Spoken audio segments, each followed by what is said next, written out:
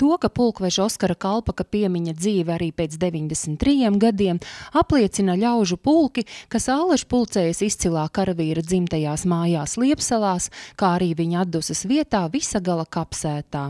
Godinot vienu no mūsu valsts pamatlicējiem, uz Oskara Kalpaka kapa gulst dziedi, ko noliek valsts visaugstākās amatpersonas, Nacionālo bruņoto spēku vadītāji, zemessargi un jaunsargi. Kalpaka virsnieka spējas tika novērtētas ar 6 ordeņiem un pašu augstāko varonības zīmi, Svētā Jura ordeni un zobenu. Kalpaks ir saņēmis gandrīz visus apbalvojumus, ko bija iespējams saņemt kājnieku virsniekam. Piemiņas brīdī valsts prezidents uzsvēra, ka pulkveža personība ir piemērs ikvienam Latvijas patriotam. Varētu pirmkārt mācīties to, ka lauki ir tas izejas punkts, no kā sākās Latvija. Un šī tāda mācība man šķiet ir vajadzīga, lai saprastu, kur ir Latvijas pirmsākuma un kur arī viņai nākotne, ka tie lauki. Oskara Kalpaka vārdu godā ne tikai karavīri.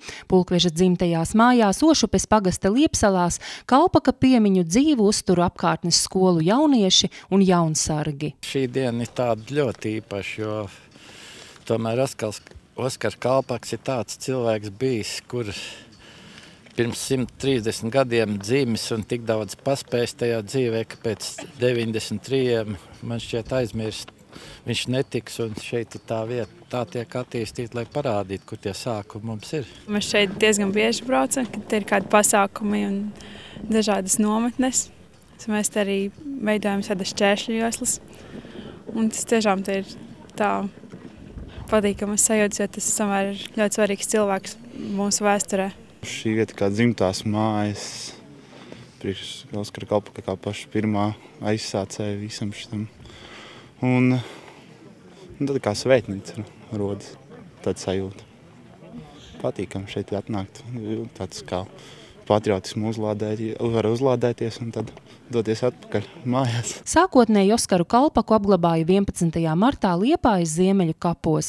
Tā paša gada 18. septembrī pulkveža mirstīgās atliekas cauri Liepsalām pārveda uz dzimto kapsētu Meirānu Visagalā.